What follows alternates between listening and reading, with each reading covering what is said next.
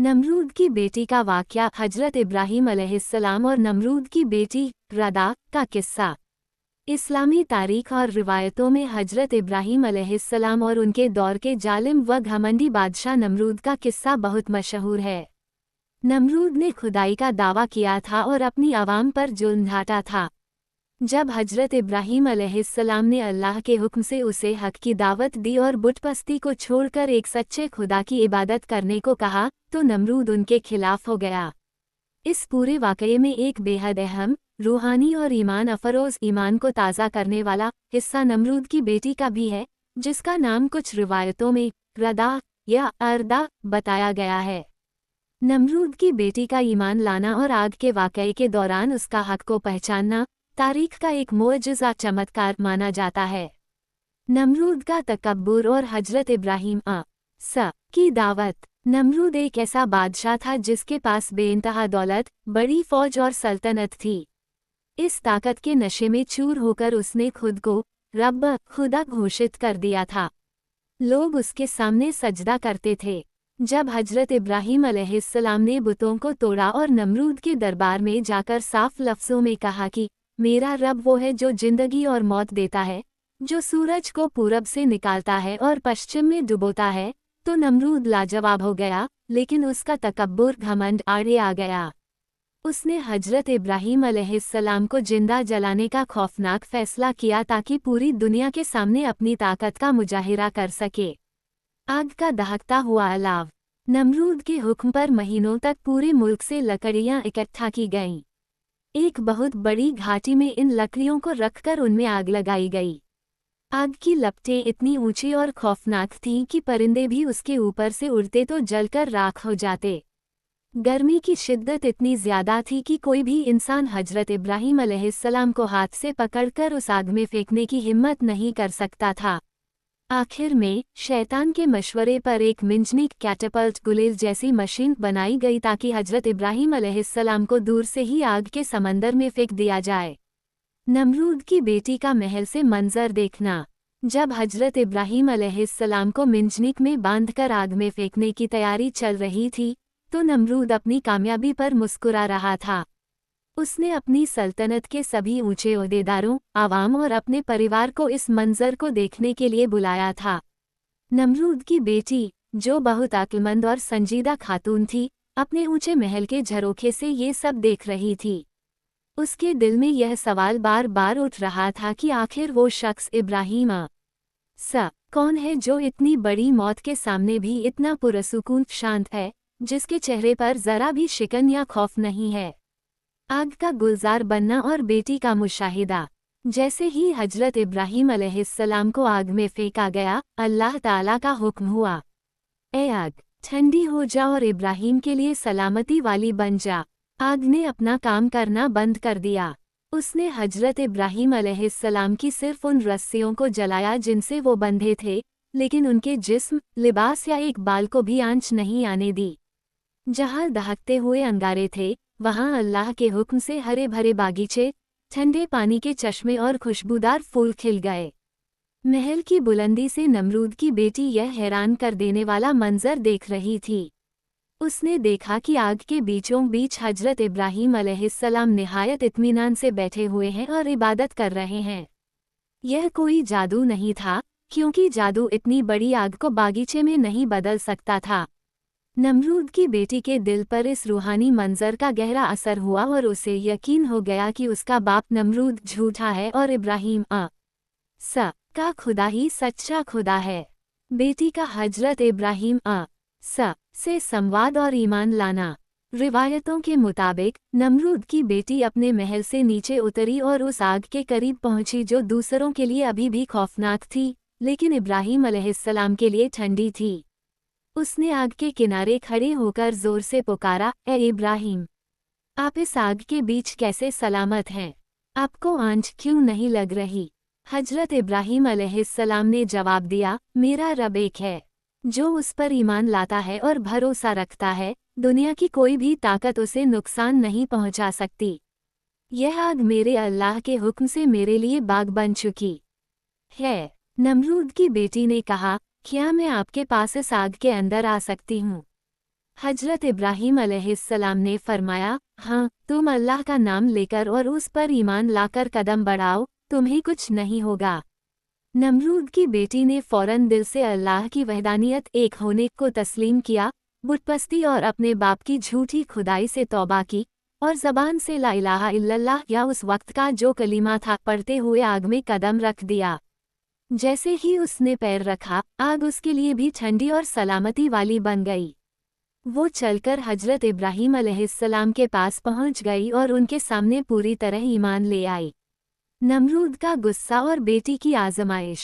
जब नमरूद और उसके दरबारियों ने देखा कि बादशाह की अपनी ही बेटी आग के अंदर सलामत खड़ी है और उसने इब्राहीम के खुदा को कबूल कर लिया है, तो नमरूद के पैरों तले जमीन खिसक गई। जो बादशाह पूरी दुनिया को झुकाने का दावा करता था, उसकी सगी बेटी ने उसके दावों की धज्जियां उड़ा दी थीं। नमरूद ने अपनी बेटी को आग से बाहर निकलवाया। उसका चेहरा गुस्से से लाल था। उसने अपनी बेटी से कहा, तुझ पर किसका जादू चल गया है? तूने अपने बाप को छोड़कर उस शख्स के खुदा को कैसे मान लिया? बेटी ने निडर होकर जवाब दिया, अब्बा जान, यह कोई जादू नहीं है। यह उस सच्चे रब की निशानी है जिसने आसमान और ज़मीन को बनाया है। आपने जो आग लगाई थी, वो इंसानों को जला सकती है, लेकिन खुदा के वली मित्र को नहीं। मैं उस सच्चे खुदा पर ईमान ला चुकी हूँ और अब इससे पीछे नहीं हटूंगी। नमरूद ने अपनी बेटी को बहुत डराया धमकाया, महलात की ऐशो आराम छीन लेने की धमकी दी, लेकिन बेटी के दिल में ईमान की शमअ रोशन हो चुकी थी। जब नमरूद ने देखा कि वो अपनी बात पर कायम है, तो उसने अपनी ही बेटी पर जुल्म करने का हुक्म दे दिया। रिवायतों में आता है कि उसे कड़ी धूप में भूखा प्यासा बांध कर रखा गया, कोड़े मारे गए, लेकिन उसने अल्लाह का दामन नहीं छोड़ा। वाक़ये का इख्तिताम। निष्कर्ष, अल्लाह ताला ने नमरूद की बेटी के ईमान की हिफाजत की। कुछ इस्लामी तारीख की किताबों और किस्सों में आता है कि अल्लाह ने उसे नमरूद के जुर्म से निजात दिलाने के लिए फ़रिश्तों के ज़रिए वहाँ से हिजरत प्रस्थान करा दी और वो बाद में हजरत इब्राहीम अलैहिस्सलाम के मानने वालों के साथ शामिल हो गईं। वहीं दूसरी तरफ नमरूद का अंजाम बेहद इबरतनाक शर्मनाक हुआ। अल्लाह ने एक मामूली लंगड़े मच्छर के ज़रिए उसके पूरे घमंड को मिट्टी में मिला दिया, जो उसके नाक के रास्ते दिमाग में घुस गया था और उसे तब तक तड़पाता रहा जब तक कि उसकी मौत नहीं हो गई। सबक, नमरूद की बेटी का ये वाक़या हमें ये सिखाता है कि हिदायत सही रास्ता किसी की वसीयत या विरासत नहीं है। एक जालिम और खुद को खुदा कहने वाले के घर में भी अल्लाह अपनी कुदरत से हिदायत का चराग रोशन कर सकता है। जब इंसान सच्चे दिल से हक को तलाश करता है, तो अल्लाह उसके लिए आग को भी गुलजार बना देता है और उसे दुनिया और आखिरत दोनों में कामयाबी अता करता है। हजरत इब्राहीम अलैहिस्सलाम और जालिम बादशाह नमरूद का किस्सा इंसानियत की तारीख में हक और बातिल, सत्य और असत्य की सबसे बड़ी जंगों में से एक है। ये वाक़या सिर्फ दो इंसानों की सोच का टकराव नहीं था, बल्कि यह एक तरफ अल्लाह की वहदानियत एकेश्वरवाद का नूर था और दूसरी तरफ इंसान के घमंड, तकब्बुर और जालिमाना ताकत का काला साया था। नमरूद ने उस दौर में अपनी ताकत, बेइंतहा दौलत और असीमित फौजी हुकूमत के नशे में चूर होकर खुद को दुनिया का खुदा घोषित कर रखा था। वह अपनी आवाम को इस बात पर मजबूर करता था कि वे उसकी पूजा करें, उसके सामने सजदा करें और उसे ही अपनी ज़िंदगी और मौत का मालिक समझें। लेकिन अल्लाह ताला ने अपनी मखलूक को सीधे रास्ते पर लाने और नमरूद के इस झूठे घमंड को तोड़ने के लिए हजरत इब्राहीम अलैहिस्सलाम को नबूवत अता फरमाई। जब हजरत इब्राहीम अलैहिस्सलाम ने नमरूद के मुल्क में बुतपस्ती, मूर्ति पूजा के खिलाफ आवाज़ उठाई और लोगों को यह समझाया कि ये बेजान बुत न तो किसी को फ़ायदा पहुंचा सकते हैं और न ही नुकसान, तो समाज में एक तहलका मच गया। उन्होंने जब एक त्योहार के मौके पर सब लोगों की गैर मौजूदगी में उनके सबसे बड़े बुतखाने में घुसकर तमाम छोटे बुतों को तोड़ दिया और कुल्हाड़ी को सबसे बड़े बुत के गले में लटका दिया, तो नमरूद की हुकूमत की बुनियादें हिल गईं। नमरूद ने हजरत इब्राहीम अलैहिस्सलाम को अपने दरबार में तलब किया। उस आलीशान और खौफनाक दरबार में, जहां बड़े बड़े सूरमा थर थर कांपते थे, हजरत इब्राहीम अलैहिस्सलाम पूरी बहादुरी और रूहानी सुकून के साथ खड़े हुए। नमरूद ने बेहद गुस्से में पूछा कि ए इब्राहीम, तुम्हारे इस हौसले के पीछे कौन सी ताकत है? तुम्हारा खुदा कौन है जिसके दम पर तुम मेरे बनाए कानूनों और मेरे पूज्य बुतों का मजाक उड़ा रहे हो? हजरत इब्राहीम अलैहिस्सलाम ने निडर होकर जवाब दिया, मेरा रब वो है जो मरते हुए को जिंदगी देता है और जिंदा को मौत के घाट उतारता है। इस पर नमरूद ने अपने तकब्बुर में हंसते हुए दो कैदियों को बुलाया। उसने एक बेगुनाह कैदी को फौरन कत्ल करने का हुक्म दे दिया और दूसरे कत्ल के मुजरिम को आज़ाद कर दिया। फिर उसने छाती ठोककर कहा, देखो, जिंदगी और मौत तो मेरे हाथ में भी है। मैंने जिसे चाहा मार दिया और जिसे चाहा जिंदगी दे दी। हजरत इब्राहीम अलैहिस्सलाम उसकी इस बेवकूफ़ी भरी दलील को भांप गए और उन्होंने फ़ौरन एक ऐसी दलील पेश की जिसने नमरूद को पूरी सल्तनत के सामने गूंगा और लाचार कर दिया। हजरत इब्राहीम अलैहिस्सलाम ने फरमाया, मेरा अल्लाह वो है जो हर रोज़ सूरज को पूर्व मशरिक़ से निकालता है और पश्चिम मगरिब में छुपाता है। अगर तेरे पास ज़रा भी खुदाई ताकत है तो तू सिर्फ एक दिन के लिए इस सूरज को पश्चिम से निकाल कर दिखा दे। ये सुनते ही नमरूद के दरबार में सन्नाटा छा गया। वो समझ गया कि वो बहस में पूरी तरह हार चुका है। लेकिन सत्ता का नशा और घमंड इंसान की अक्ल पर पर्दा डाल देता है। अपनी इस बेइज्जती का बदला लेने और अवाम के दिलों में दोबारा अपना खौफ पैदा करने के लिए नमरूद ने एक ऐसा खौफनाक कदम उठाने का फैसला किया जो तारीख में कभी नहीं सुना गया था। उसने हुक्म दिया कि इब्राहीम को जिंदा आग के हवाले कर दिया जाए ताकि दुनिया देख सके कि नमरूद की मुखालफत करने वाले का क्या अंजाम होता है। नमरूद के हुक्म पर पूरे मुल्क में एक अजीब सी मुहिम शुरू हो गई। महीनों तक चारों तरफ से सूखी और भारी लकड़ियां इकट्ठा की जाने लगीं। यहाँ तक कि रिवायतों में आता है कि जो लोग बीमार होते थे वे मन्नत मांगते थे कि अगर वे ठीक हो गए तो इब्राहीम को जलाने के लिए लकड़ी दान करेंगे।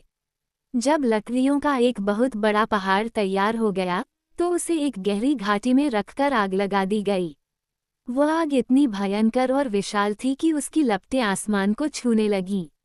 आग की गर्मी और शिद्दत का यह आलम था कि कई किलोमीटर दूर तक लोग उसके पास नहीं जा सकते थे।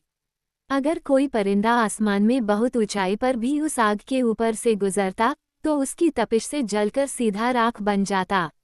अब मसला ये पैदा हुआ कि हजरत इब्राहीम अलैहिस्सलाम को इस दहकते हुए अंगारों के समंदर के बीच में कैसे फेंका जाए। कोई भी इंसान उस आग के करीब जाने की हिम्मत नहीं कर पा रहा था। इस मौके पर इबलीस शैतान एक बूढ़े इंसान के रूप में नमरूद के पास आया और उसने एक मिंजनीक एक बहुत बड़ी गुलेल जैसी मशीन बनाने का मशवरा दिया। इस मशीन के जरिए किसी भी भारी चीज़ या इंसान को बहुत दूर से हवा में उछालकर आग के बीचों बीच फेंका जा सकता था। नमरूद को ये तरकीब बहुत पसंद आई और फौरन मिंजनीक तैयार कर ली गई। हजरत इब्राहीम अलैहिस्सलाम को जंजीरों में जकड़कर उस मशीन पर चढ़ा दिया गया। इस खौफनाक मंजर को देखने के लिए नमरूद ने अपने महल की छतों, झरोखों और पूरे शहर के मैदानों में लोगों को इकट्ठा होने का हुक्म दिया था। वो खुद अपने वजीरों और खानदान के साथ एक बेहद ऊंचे और आलीशान महल के झरोखे पर बैठा हुआ था। इसी झरोखे में नमरूद की बेटी भी मौजूद थी, जिसका नाम इस्लामी रिवायतों और तारीख की किताबों में रदा या अर्दा बताया गया है। रदा बचपन से ही बहुत अक्लमंद, संजीदा और इंसानी फितरत को समझने वाली लड़की थी। उसने अपने बाप के महल में हर तरह का ऐश व आराम देखा था, लेकिन उसे अपने बाप का घमंड और लोगों पर होने वाले जुल्म कभी पसंद नहीं आते थे। जब रदा ने खिड़की से नीचे झांका तो उसने देखा कि हजरत इब्राहीम अलैहिस्सलाम मिंजनीक में बंधे हुए हैं। चारों तरफ मौत का तांडव था, आग की डरावनी लपटें गरज रही थीं, लोग शोर मचा रहे थे, लेकिन इब्राहीम अलैहिस्सलाम के चेहरे पर जरा भी खौफ, शिकन या घबराहट नहीं थी। उनका चेहरा रूहानी नूर से चमक रहा था और वे निहायत इत्मीनान के साथ अल्लाह का जिक्र कर रहे थे। रदा ये देखकर हैरान रह गई कि जो इंसान कुछ ही पलों में राख होने वाला है वह इतना शांत और पुरसुकून कैसे रह सकता है। उसके दिल में इब्राहीम अलैहिस्सलाम के लिए एक अजीब सी अकीदत और उनके खुदा के बारे में जानने की तड़प पैदा होने लगी। रिवायतों में आता है कि जब हजरत इब्राहीम अलैहिस्सलाम को हवा में उछाला गया तो हजरत जिब्रील अलैहिस्सलाम उनके पास आए और पूछा, ए इब्राहीम, क्या आपको मुझसे कोई मदद चाहिए? हजरत इब्राहीम अलैहिस्सलाम ने जवाब दिया, मुझे तुमसे कोई मदद नहीं चाहिए। मेरा अल्लाह मेरे लिए काफ़ी है और वो सबसे बेहतरीन कारसाज है। जैसे ही हजरत इब्राहीम अलैहिस्सलाम आग के उस खौफनाक समंदर में गिरे, वैसे ही अल्लाह सुब्हानहू व तआला का हुक्म कायनात के जर्रे जर्रे पर लागू हो गया। अल्लाह ने आग को मुखातिब करके फरमाया, कुकुलना या नारूकुनी बरदम व सलामन अला इब्राहीम। अर्थ, हमने हुक्म दिया, ए आग, तू ठंडी हो जा और इब्राहीम के लिए सलामती व आराम वाली बन जा। जैसे ही यह इलाही हुक्म हुआ, आग की फितरत पूरी तरह बदल गई। आग का काम जलाना है, लेकिन वह अपने पैदा करने वाले के हुक्म के आगे मजबूर हो गई। उसने हजरत इब्राहीम अलैहिस्सलाम के जिस्म, उनके कपड़ों या उनके सिर के एक बाल को भी नहीं छुआ। आग ने सिर्फ उन रस्सियों को जलाकर भस्म कर दिया जिनसे उनके हाथ पैर बंधे हुए थे। देखते ही देखते, उस खौफनाक आग के बीचों बीच एक निहायत ही खूबसूरत, हरा भरा और खुशबूदार बागीचा नमूदार हो गया। वहाँ ठंडे पानी के चश्मे बहने लगे, चारों तरफ लाल और सफ़ेद गुलाब के फूल खिल गए और ठंडी ठंडी हवाएं चलने लगीं। हजरत इब्राहीम अलैहिस्सलाम उस आग के बीच ऐसे आराम से बैठ गए जैसे कोई राजा अपने मखमली बिस्तर पर बैठता है। महल के झरोखे से नमरूद की बेटी रदा ये आंखों देखा मुअजिज़ा चमत्कार देख रही थी। उसकी आंखें फटी की फटी रह गईं। उसने अपनी जिंदगी में बड़े से बड़े जादूगर देखे थे, लेकिन जादू कभी इतनी बड़ी आग को ठंडे बागीचे में नहीं बदल सकता था। जादू का असर कुछ वक्त के लिए आंखों को धोखा दे सकता है, लेकिन यहाँ तो सब कुछ हकीकत था। रदा का दिल गवाही दे उठा कि उसका बाप नमरूद एक मामूली और झूठा इंसान है, और असल बादशाह, असल खुदा तो वही है जिसने इब्राहीम को इस आग के बीच जिंदा और महफूज रखा है। ईमान की इस चिंगारी ने रदा के दिल में ऐसी आग लगाई कि वह अपनी जान की परवाह किए बिना चुपके से अपने महल की सीढ़ियों से नीचे उतरी। वह दौड़ती हुई उस जगह पहुंची जहां आग धधक रही थी। हालांकि आग का बाहरी हिस्सा अभी भी आम लोगों के लिए डरावना और गर्म था, लेकिन रदा दीवानी हो चुकी थी। उसने आग के बिल्कुल किनारे खड़े होकर पूरी ताकत से पुकारा, ए इब्राहीम, आप इस भयंकर आग के बीच कैसे जिंदा हैं? आपको यह आग क्यों नहीं जला रही? हजरत इब्राहीम अलैहिस्सलाम ने बागीचे के अंदर से मुस्कुराते हुए जवाब दिया, ए लड़की, जो शख्स कायनात के सच्चे मालिक, एक अकेले अल्लाह पर ईमान लाता है और अपनी जिंदगी उसके हवाले कर देता है, दुनिया की कोई भी आग, कोई भी जालिम उसे नुकसान नहीं पहुंचा सकता। यह आग मेरे रब के हुक्म से मेरे लिए जन्नत का बागीचा बन चुकी है। रदा ने बेकरार होकर पूछा, क्या मैं भी आपके पास इस आग के अंदर आ सकती हूँ? क्या यह आग मुझे नहीं जलाएगी? हजरत इब्राहीम अलैहिस्सलाम ने फरमाया, हाँ, तुम आ सकती हो, लेकिन शर्त यह है कि तुम अपने दिल से बुतों की मोहब्बत और अपने बाप की झूठी खुदाई का इनकार करो और उस सच्चे अल्लाह पर ईमान लाओ जो मेरा और तुम्हारा, पूरी कायनात का पालने वाला है।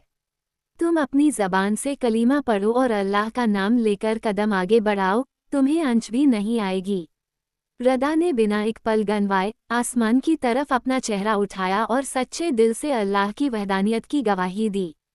उसने ज़बान से कलीमा पढ़ा और अपने पैर आगे बढ़ा दिए। जैसे ही रदा का पैर उस आग पर पड़ा, आग की लपटें उसके लिए रेशम की तरह नर्म और ठंडी हो गईं। वह बिना किसी डर के आग के अंगारों को पार करती हुई हजरत इब्राहीम अलैहिस्सलाम के पास बागीचे में पहुंच गई। वहां उसने हजरत इब्राहीम अलैहिस्सलाम के सामने बैठकर दोबारा अपने ईमान का इकरार किया और अल्लाह की इबादत में मशगूल हो गई। जब नमरूद और उसके सिपाहियों ने दूरबीन और ऊंचे मचानों से देखा कि आग के अंदर न सिर्फ इब्राहीम सलामत हैं, बल्कि बादशाह की सगी बेटी रदा भी उनके साथ बैठी हुई है, तो पूरे दरबार में हड़कंप मच गया। नमरूद का गुस्सा 7वें आसमान पर पहुंच गया। जो बादशाह पूरी दुनिया को अपने कदमों में झुकाने का दावा करता था, उसकी अपनी बेटी ने सरेआम उसके वजूद और उसकी खुदाई को नकार दिया था। नमरूद ने फौरन अपने सबसे वफादार सिपाहियों को हुक्म दिया कि किसी भी तरह उसकी बेटी को उस आग से बाहर निकाला जाए। सिपाही डरते डरते आग के पास पहुंचे और रदा को आवाज़ देकर बाहर बुलाया। रदा हजरत इब्राहीम अलैहिस्सलाम से दुआएं और इजाज़त लेकर शान से आग से बाहर आई। उसके चेहरे पर एक अनोखा रूहानी नूर चमक रहा था, जो महलों के ऐशो आराम से कहीं ज्यादा खूबसूरत था। उसे घसीटते हुए नमरूद के सामने पेश किया गया। नमरूद का चेहरा गुस्से से काला पड़ चुका था। उसने अपनी बेटी की आंखों में आंखें डालकर चीखते हुए पूछा, ए बदबख्त लड़की, यह क्या माजरा है? क्या तुझ पर इब्राहिम के जादू का असर हो गया है? तूने अपने बाप को, जिसने तुझे पाला, जो इस दुनिया का खुदा है, उसे छोड़कर एक अजनबी के खुदा को कैसे कबूल कर लिया? रदा ने बिना किसी खौफ के, राजाओं के राजा नमरूद के सामने अपनी आवाज़ बुलंद की और कहा, अब्बा जान, होश में आइए, यह कोई जादू नहीं है, बल्कि यह उस सच्चे और अज़मत वाले अल्लाह की खुली निशानी है जिसने मुझे, आपको और इस पूरी कायनात को पैदा किया है। आपकी बनाई हुई आग इंसानों की हड्डियों को गला सकती है, लेकिन वह अल्लाह के सच्चे बंदों का एक बाल भी बांका नहीं कर सकती। मैं उस सच्चे खुदा पर ईमान ला चुकी हूँ और अब मौत भी मुझे इस रास्ते से पीछे नहीं हटा सकती। नमरूद ने अपनी बेटी को समझाने की बहुत कोशिश की। उसने प्यार से, लालच देकर कहा कि वो उसे सल्तनत की आधी दौलत दे देगा, उसकी शादी किसी बड़े राजा से करा देगा, बशर्ते वह इब्राहिम के खुदा का इनकार कर दे। लेकिन ईमान की मिठास जिस दिल में उतर जाती है, उसे दुनिया की कोई दौलत नहीं खरीद सकती। जब नमरूद ने देखा कि उसकी बेटी किसी भी कीमत पर झुकने को तैयार नहीं है, तो उसका बाप का रिश्ता खत्म हो गया और वह एक हैवान बन गया। उसने हुक्म दिया कि रदा को लोहे की गर्म जंजीरों से बांध दिया जाए, उसे कड़ी धूप में भूखा और प्यासा रखा जाए और उसे तब तक कोड़े मारे जाएं जब तक कि वह वापस बुतपस्ती के रास्ते पर न आ जाए या मर न जाए। रिवायतों में आता है कि रदा पर कई दिनों तक जुल्म के पहाड़ तोड़े गए। उसे तपते हुए रेगिस्तान में नंगे बदन बांध कर रखा गया, लेकिन उसके होठों पर सिर्फ एक ही लफ्ज़ था, अल्लाह, अल्लाह। जब भी जल्लाद उस पर कोड़े बरसाते, अल्लाह ताला फरिश्तों के जरिए उसके दर्द को ख़त्म कर देता और उसे जन्नत के नज़ारे दिखा देता। रदा का ये सब्र और ईमान देखकर नमरूद पूरी तरह हार गया। आखिर में, अल्लाह ताला ने अपनी इस नेक और मोमिना बंदी की हिफाजत का फैसला किया। एक रात, जब सभी पहरेदार सो रहे थे, अल्लाह के हुक्म से हजरत जिब्रील अलैहिस्सलाम आए। उन्होंने रदा की जंजीरें खोल दी और उन्हें निहायत ही हिफाजत के साथ उस कैदखाने से निकालकर हजरत इब्राहिम अलैहिस्सलाम के मानने वालों के काफिले में पहुंचा दिया। रदा ने मुल्क छोड़ दिया और अल्लाह की राह में हिजरत प्रस्थान कर गईं, जहां उन्होंने अपनी बाकी की जिंदगी अल्लाह की इबादत और दीन की सेवा में गुजारी। इस वाक़ये के बाद नमरूद का घमंड चूर चूर हो गया, लेकिन उसने तौबा नहीं की। इसके बाद अल्लाह का जो अज़ाब नमरूद पर आया, वह पूरी इंसानियत के लिए एक बहुत बड़ी इबरत नसीहत है। अल्लाह ताला ने नमरूद की विशाल और घमंडी फौज को तबाह करने के लिए किसी बड़े तूफान या शेरों की फौज को नहीं भेजा, बल्कि मच्छरों का एक मामूली लश्कर भेज दिया। करोड़ों की तादाद में आए मच्छरों ने नमरूद के सिपाहियों का वो हाल किया कि पूरी फौज मैदान छोड़कर भाग खड़ी हुई। उन्हीं मच्छरों में से एक छोटा, लंगड़ा मच्छर नमरूद के आलीशान महल में घुसा और सीधा नमरूद की नाक के रास्ते उसके दिमाग में चला गया। वह मच्छर नमरूद के दिमाग के अंदर जाकर काटने लगा। जब वह काटता, तो नमरूद के सिर में असहनीय, पागल कर देने वाला दर्द होता था। उस दर्द से निजात पाने का सिर्फ एक ही तरीका था कि कोई नमरूद के सिर पर जोर जोर से जूते या कोड़े मारे। जो बादशाह लोगों से अपने सामने सजदा करवाता था, अब वह अपने ही नौकरों के सामने भीख मांगता था कि मेरे सिर पर जोर से जूता मारो ताकि मुझे थोड़ा सुकून मिले। नमरूद 40 साल तक इसी तड़प और जिल्लत की जिंदगी जीता रहा। हर रोज सुबह से शाम तक उसके सिर पर जूते बरसाए जाते थे। आखिर में इसी जिल्लत और बेइज्जती के साथ वह तड़प तड़प कर मर गया और उसका नाम हमेशा के लिए जालिमों और काफिरों की फहरिस्त में सबसे ऊपर दर्ज हो गया। इस महान वाक़ये से मिलने वाले रूहानी सबक: हिदायत किसी की विरासत नहीं है। नमरूद जैसा इंसान जो खुदाई का दावा करता था और जिसके घर में कुफ्र का अंधेरा था, अल्लाह ने उसकी सगी बेटी के दिल में ईमान का चराग रोशन कर दिया। ये साबित करता है कि हिदायत सिर्फ और सिर्फ अल्लाह के हाथ में है। सच्चे ईमान की ताकत: जब इंसान के दिल में अल्लाह पर सच्चा यकीन पैदा हो जाता है, तो वह दुनिया की बड़ी से बड़ी ताकत, राजाओं के कोड़े और यहाँ तक कि जलती हुई आग से भी नहीं डरता। रदा ने महलों की ऐशो आराम को ठोकर मार दी, लेकिन अपने ईमान का सौदा नहीं किया। अल्लाह अपने बंदों की हिफाजत करता है। जिस तरह अल्लाह ने हजरत इब्राहीम अलैहिस्सलाम के लिए आग को बागीचा बनाया, उसी तरह उन्होंने रदा के ईमान की भी हिफाजत की और उन्हें जालिम बाप के चंगुल से आज़ाद कराया। घमंड का अंजाम हमेशा बुरा होता है। नमरूद का किस्सा हमें सिखाता है कि इंसान के पास चाहे कितनी भी दौलत या ताकत क्यों न आ जाए, उसे कभी घमंड नहीं करना चाहिए। अल्लाह एक मामूली मच्छर से भी बड़े बादशाह का घमंड मिट्टी में मिला सकता है।